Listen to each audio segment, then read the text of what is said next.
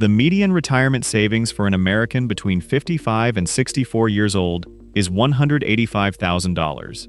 Not $800,000, not $500,000, $185,000. And if that number just made you feel a little better about yourself because yours is higher, that reaction is actually part of the problem. Because the trap is not being broke. The trap is looking fine, while the hole gets deeper every single month. There is a very specific kind of financial damage that happens to people in their 50s, and almost nobody sees it coming, because it does not look like damage. It looks like achievement. It looks like the peak of your career. It looks like the reward for 25 years of doing what everyone told you to do. My name is Kay, and I spend a probably unhealthy amount of time studying the moments when the financial system quietly punishes people for doing everything right.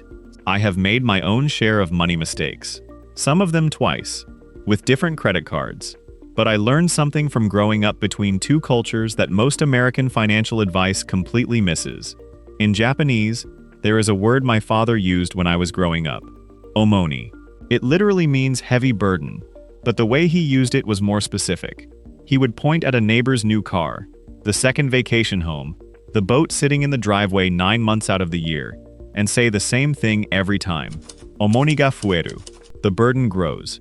He was not judging them. He was describing physics. Every shiny thing you add to your life has weight. And weight, past a certain point, does not make you richer. It pins you in place. The decade between 50 and 60 is where that weight either gets managed or it crushes the retirement most people assumed was coming.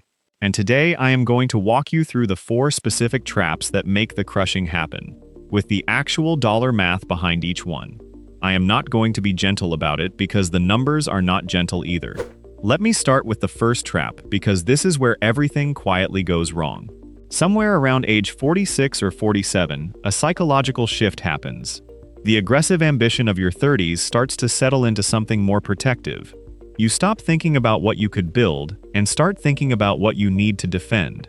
It feels mature. It feels responsible.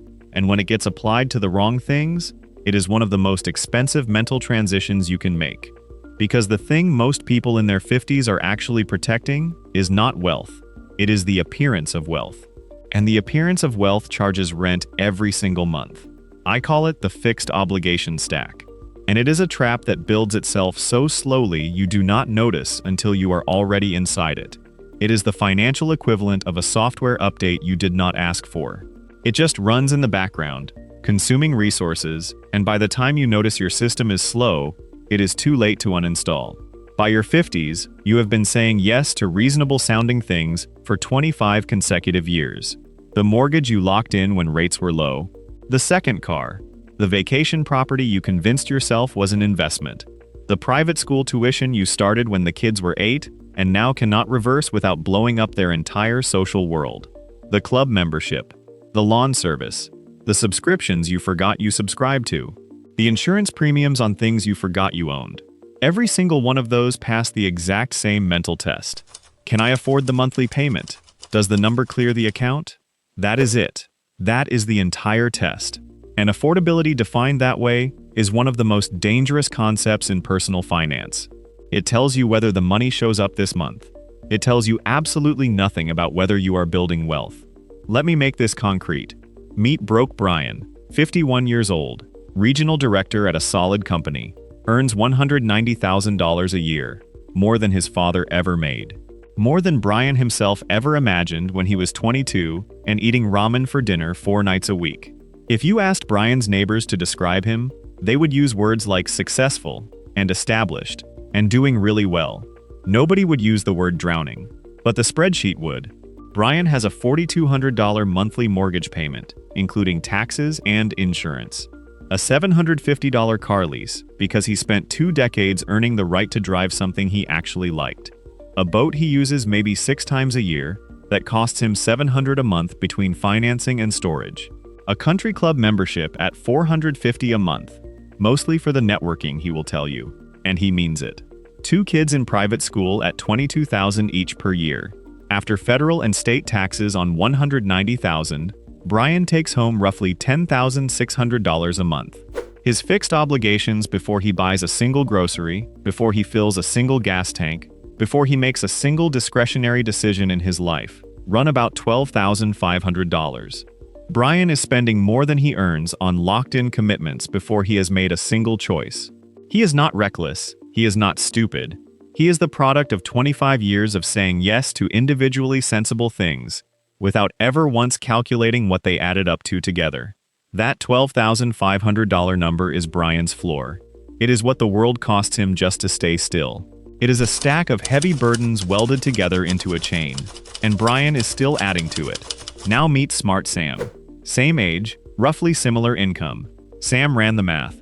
His fixed obligations sit at $6,200 a month. Not because he lives in a cave or eats lentils 7 nights a week. Because he made different choices. A good school district instead of the best one. A car he bought used and owns outright. One international trip every 2 years instead of every year. He maxes his 401k. He invests $2,000 a month into a low-cost index portfolio. He does not have a boat. He does not feel deprived about the boat. Same income, same city, same decade. But Sam is saving nearly $4,000 a month, while Brian is technically in deficit. Nobody at a cocktail party has ever been impressed by Sam's car. Sam will retire at 62. Brian will not. That gap, over 15 years at 7% average annual return, turns into roughly $1.2 million for Sam, and somewhere near zero for Brian. Same paycheck, same market, same 15 years, completely different lives at 65. Nothing says financial security like financing a boat you use 6 times a year. Your investment strategy is just vibes, and hoping the market goes up is not a retirement plan. That is a GoFundMe waiting to happen. Here is the compound cost of a single obligation that might make you physically uncomfortable. If you had redirected $800 a month from one obligation, you could have avoided starting at age 30 into a low-cost index fund earning 7%. By 55, you would have $648,000. Not from investing more, from buying one less anchor. That is the compound cost of a single reasonable yes you said 25 years ago, and never once questioned again. Now let me walk you into the second trap, because this is the one that turns a manageable situation into a permanent one. There is a concept in finance called sequence of returns risk. It sounds like something professors argue about at conferences while eating stale bagels. In reality, it is one of the most destructive forces a person in their 50s will ever face. And I would bet fewer than 1 in 8 people watching this right now have ever modeled it against their own retirement. Here is how it works. Imagine you are 58.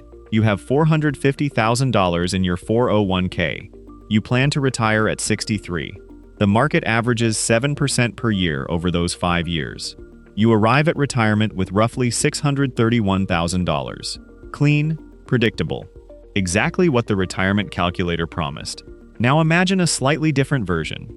The market drops 35% in year 1 of your retirement. Then it recovers, and the following 19 years average 9%. The arithmetic average of your returns over the full 20-year retirement still looks totally fine on paper. But you have been withdrawing 4% every year. That is $25,000, while your portfolio is down 35%. You are selling shares at a 35% discount every single month during the exact window when your portfolio most needs to stay intact to compound forward. You are locking in losses over and over at the worst possible time. Your money runs out around year 14 instead of year 25. This is not a thought experiment. In 2008, retirement accounts lost a median of 38%. People who retired in 2007 or 2008 had their portfolios cut nearly in half at the precise moment they became most dependent on them. The market recovered within 5 years. Their portfolios did not, because they were drawing down through the entire trough.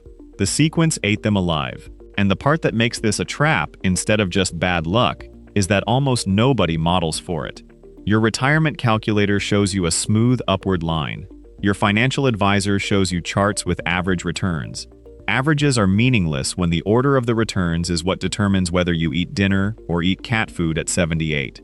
2 portfolios can have the identical average return over 20 years and produce completely different outcomes depending on when the bad years fall.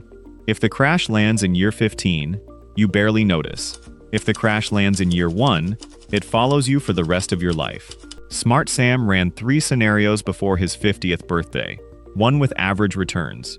One with a major crash in year 1. One with a crash in year 3. That exercise took him about 45 minutes on a Saturday morning with a free online calculator and a cup of coffee. It changed how he thought about his retirement date permanently. It cost him nothing except the willingness to look at an uncomfortable number. Broke Brian has never run a single scenario. His retirement plan is the default projection his advisor showed him at a quarterly lunch. As one person on a retirement forum put it, "My calculator said I was fine, the market said otherwise." If your retirement plan only survives a straight-line positive projection, you do not have a retirement plan. You have a prayer formatted in a spreadsheet. That is not the same thing. Now the third trap. This is where the real damage happens, because it is actually three things hitting at the same time. And no financial plan I have ever seen accounts for all of them at once. Each one individually is manageable. Together, they are the reason I will figure it out quietly becomes, I am not sure I can retire at all. The first is aging parents. And this one has a specific cruelty to it, because it arrives exactly when you thought your financial obligations were about to decrease.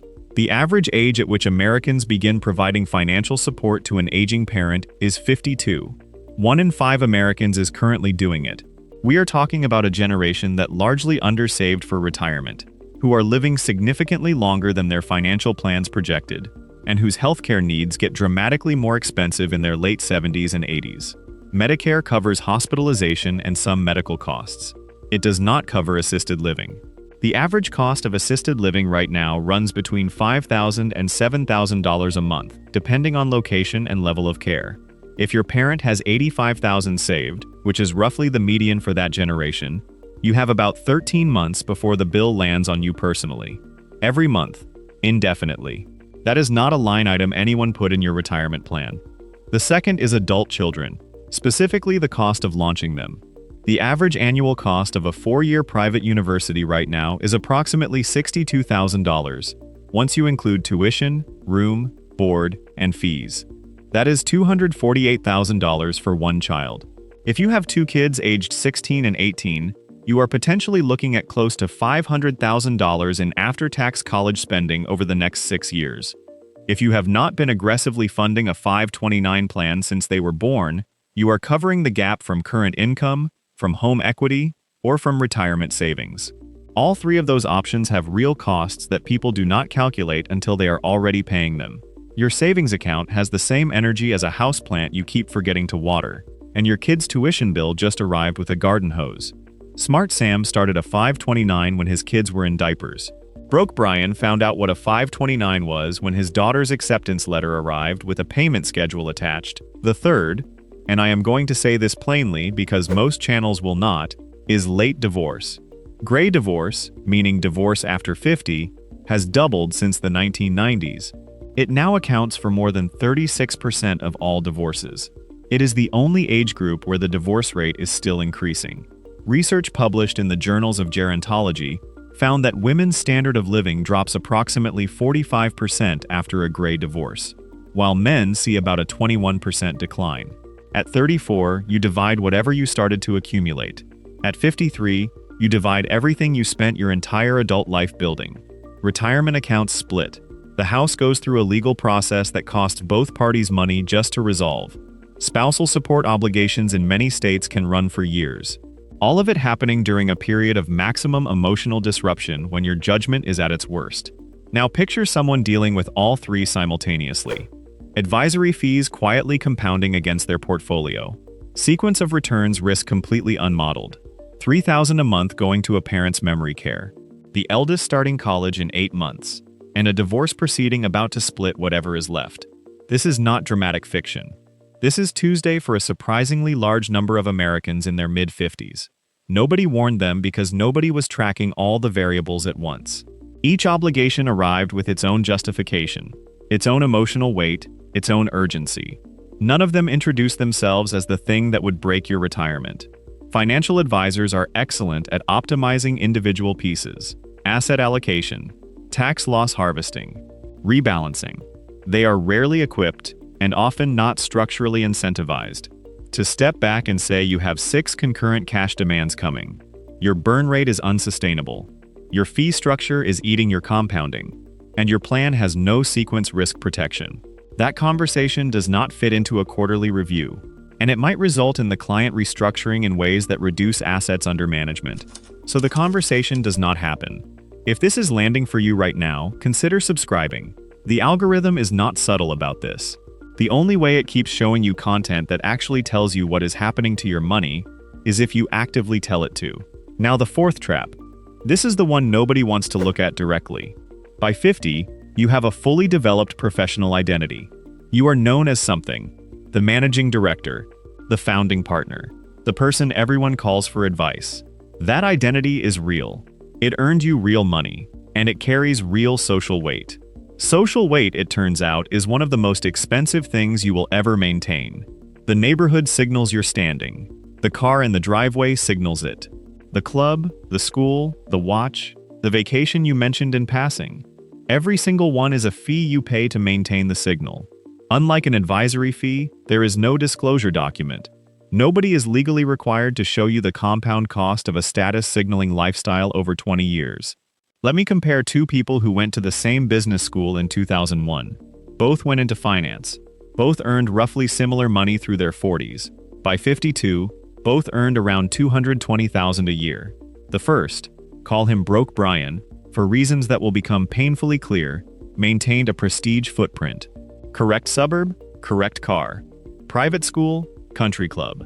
The annual international family trip that runs $12,000 to $15,000 minimum. Brian looked successful by every conventional definition. He was also quietly drawing on a home equity line of credit to close the gap between his income and his lifestyle. A gap he had not really acknowledged because each individual expense felt justified on its own. At 52, Brian had $420,000 in retirement accounts and about $230,000 in home equity. His liquid net worth was around $115,000. Smart Sam made different choices. Not deprived ones, deliberate ones. Used car bought outright. Good school district, not the best one. International trip every 2 years. He maxed his 401k from age 38 forward. Hit the catch-up contribution limit at 50 and invested $2,000 a month into a 3-fund index portfolio. At 52, Sam had $1.2 million across retirement and taxable accounts.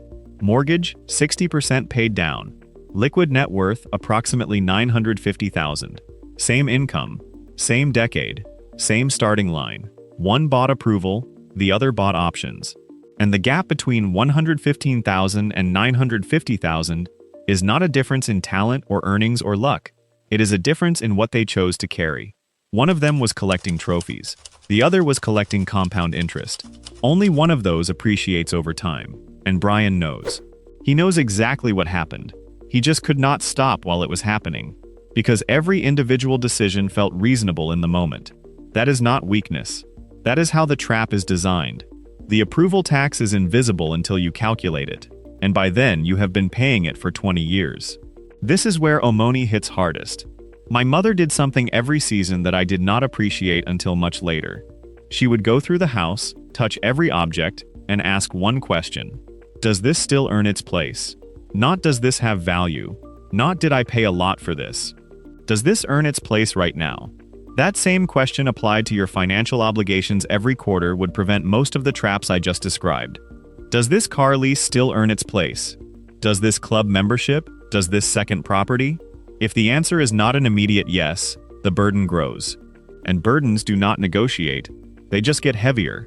If any of this is making you rethink your own numbers and you are not sure where to start, I built something that walks you through this exact kind of financial audit step by step. It is the first link in the description. Take the quiz, answer a few questions, and it tailors the whole thing to your specific situation. So here is what you actually do with all of this. 3 things. Specific. Not generic advice you have heard 1,000 times and ignored 1,001. First, calculate your personal burn rate this week. Not next month. Not when things calm down. This week. Pull up your bank account and your credit card statements. Add up every fixed financial obligation you have. Mortgage, car payments, insurance premiums, tuition, club dues, subscriptions, minimum debt payments, any ongoing obligation to a family member. That sum is your floor. It is what the world costs you just to stay still. If that number exceeds 60% of your monthly take-home income, you do not have a discipline problem. You have a structural problem. Budgeting does not fix structural problems. Budgeting is rearranging furniture on a sinking boat. Eliminating obligations fixes structural problems. One of those anchors has to go. You already know which one. You have known for months. The question is whether you will cut it before the math forces you to. Second, stress test your retirement number against sequence of returns risk. Do not model an average return. Model what happens if the market drops 30% in years 1 and 2 of your retirement and then recovers. Run that scenario against your actual withdrawal rate. If your plan only survives a smooth projection, you need to fix that before you are 63 and discovering it in real time. This means building a cash buffer of 2 to 3 years of living expenses before you retire, so you never have to sell investments during a downturn. It means considering a bond tent or a bucket strategy. It means treating your retirement date as a range, not a fixed number on a calendar. The point is not to predict the crash. The point is to survive it whenever it comes. Third, audit every fee in your financial life this quarter. Advisory fees, fund expense ratios, insurance product loads, anything you pay for someone else to manage your money. If your total annual cost of investing exceeds 30 basis points, you are overpaying. The difference between a 1.2% advisory fee and a 3 basis point index fund compounded over 15 years on a $500,000 portfolio is over $200,000. That is not a footnote. That is a retirement income stream leaving your future in quarterly increments too small to trigger any emotional response. That is precisely why it works. That is precisely why you have to go looking for it, because nobody is going to show it to you voluntarily. My father retired at 63, not because he was wealthy by any dramatic standard, because he had been setting down money his entire adult life. Every few years he would look at what he was carrying and ask whether it still earned its place. Sometimes it did, sometimes it did not, and when it did not, he put it down. Even when it was uncomfortable, even when his friends were still picking up more. He told me once that the hardest part was not the cutting. The hardest part was admitting that something he chose, something he was proud of, had quietly turned into weight he could no longer justify. That is the real skill. Not earning more, not investing more cleverly, recognizing when an achievement has become an anchor, and having the courage to let it go. The people who arrive at 60 with real options are not the ones who earn the most. They are the ones who calculated their burn rate, identified their money, and had the discipline to set some of them down before the weight became permanent. Boring investing built more wealth than clever investing ever did. Index funds, automatic contributions, low fees, doing nothing impressive for 30 years. It does not give you a story at dinner parties. It does not make you look smart. It does not impress anyone at a barbecue. It is embarrassingly boring, and it works. The ones still grinding at 67 in jobs they are too tired to enjoy are largely the ones who looked the most impressive at 52. The ones who retired and do not talk about it much are the ones who cut the weight early and let compound interest do what compound interest does when you stop interrupting it. The window between where you are right now and 62 is not as large as it feels, but it is real and it is yours.